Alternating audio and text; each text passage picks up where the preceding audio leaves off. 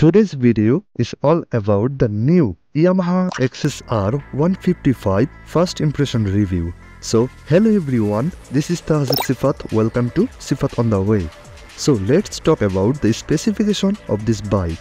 First of all, this bike looks, what a color and body dimension, such beautiful. Red and white color combination to chose.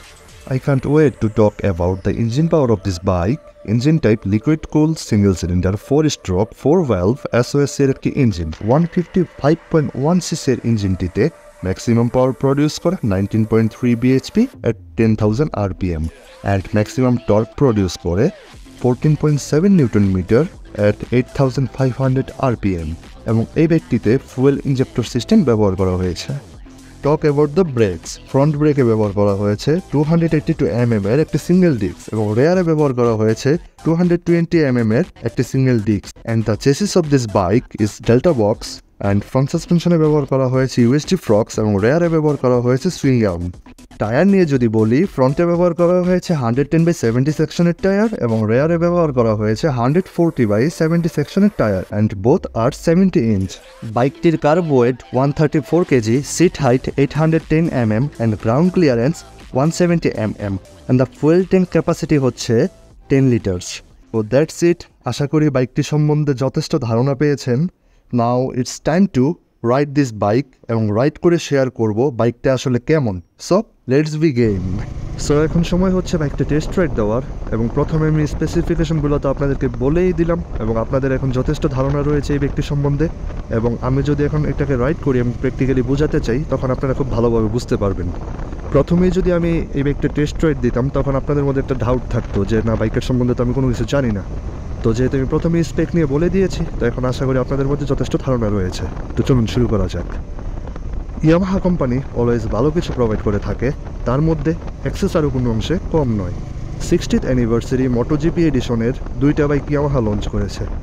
Which one first is R15 version 4 and the second one is this beautiful XSR. এবং বাইকটি naked আর কোনো extra body kit না থাকার কারণে বাইকটিতে classic look নিয়ে আসতে সক্ষম হয়েছে ইয়ামাহা। এবং হ্যাঁ, এটি একটি থাই অরিজিন বাইক, সো বুঝতেই পারছেন এর বিল্ড কোয়ালিটি কেমন হতে পারে। বাইকটির ককপিটের দিকে যদি তাকান, বাইকটির ককপিট ভিউটা সুন্দর হওয়ার অন্যতম কারণ হচ্ছে এর স্পিডোমিটার। ছোটোর মধ্যে যথেষ্ট গর্জিয়াস। মিটারটা আপনাদের কেমন লাগছে? এটাই ঠিক আছে নাকি এর থেকে আর একটু বড় হলে ভালো হতো? আপনাদের মতামতটা অবশ্যই কমেন্টস বক্সে জানাবেন। এবং বাইকটা ভালো লাগার অন্যতম কারণ হচ্ছে রেডি পিক আপ। বাইকের অ্যাক্সেলারেশনটা দারুণ। থ্রোটল র্যাপ করলে এর টর্কটা ফিল করা যায় এবং মনে হয় ইটস রিয়েলি পাওয়ারফুল মেশিন। পর একটা জিনিস নিয়ে আমার খুবই বিরক্ত লাগছে, তা হচ্ছে হর্নের সুইচ অ্যান্ড সুইচ পজিশন। যেমন ছোট তেমনি বাজে পজিশনে। আপনি যদি ইমার্জেন্সির সময়ে হর্ন দিতে যান তো আপনি হর্নের সুইচটা খুঁজে পেতে অনেক সমস্যা হবে। মানে যেরকম ছোট দিয়েছে, হর্নের সুইচটা দেওয়া উচিত ছিল আর একটু বড়, তাহলে আমাদের জন্য সুবিধা হতো। যাই হোক, কীভাবে তারা এটা দিল এটা তারাই জানে। এরপর যদি বলি বাইকটির ব্রেকিং নিয়ে, ব্রেকিং যথেষ্ট ভালো, কোনো সন্দেহ নেই। বাইকটি লাইট ওয়েট হওয়া সত্ত্বেও রোড গ্রিপ যথেষ্ট ভালো। আপনারা হয়তো ভাবতে পারতেছেন যে বাইকটা লাইট ওয়েট এবং বাইকটা অনেক চিকন, বাইকটা ছোট, তো বাইকটা কীরকম হবে? হয়তো রোড গ্রিপ ভালো না, বাইকটা হয়তো বাতাসের সাথে একটু ইমব্যালেন্স হবে, এরকম কোনো কিছুই না। বাইকটা যথেষ্ট রোড গ্রিপ ভালো এবং আমি খুব ভালো কনফিডেন্স পাচ্ছি। আরেকটা জিনিস আপনাদেরকে বলি, বাইকটা ছোট এবং বাইকটা চিকন এবং এক্সট্রা বডি কিট না লাগানোর কারণে বাইকটা কিছুটা রয়্যাল এনফিল্ড ওইসব বাইকের মতো ক্লাসিক একটা লুক নিয়ে আসছে। এর মানে এই না যে শর্ট যারা আছে তারা এই বাইকটা রাইড করতে পারবে। আমার হাইট হচ্ছে 6 ফিট, আমি এটার মধ্যে যথেষ্ট কমফোর্ট ফিল করতেছি অ্যান্ড আমার কোনো প্রবলেম হচ্ছে না। আমার পা আমি সোজা করে রাখতেছি, এরকম হয় না যে শর্ট বাইক বা ছোট বাইকের মধ্যে পা রাখতে বা বসতে একটু অন্যরকম লাগে, এরকম কোনো কিছুই না। বাইকটাতে বসতে যথেষ্ট ভালো লাগতেছে এবং বাইকটা রাইড করে কমফোর্ট আছে। সো আশা করি এই ডাউটটা আপনাদের ক্লিয়ার হয়ে গিয়েছে। আমার হাইট যেহেতু 6 ফিট, তো 6 ফিটের নিচে এবং 6 ফিট যারা আছে তারা অনায়াসেই বাইকটা রাইড করতে পারবে। এবং আরও একবার আমি বলতে বাধ্য হচ্ছি লুকস নিয়ে, বাইকটিতে একটা অ্যাস্থেটিক ব্যাপার রয়েছে এবং প্রশ্ন থাকতে পারে বাইকটি কাদের জন্য। তাহলে আমি বলবো আপনি যদি শৌখিন হন, কারণ বাজেটেরও একটা ব্যাপার রয়েছে। যেহেতু এটা থাইল্যান্ড ভার্সন, তো থাইল্যান্ডের বাইকগুলো price always up to 5 lakh হয়ে থাকে, তো 5 লাখের উপরে এই ব্যক্তির প্রাইস।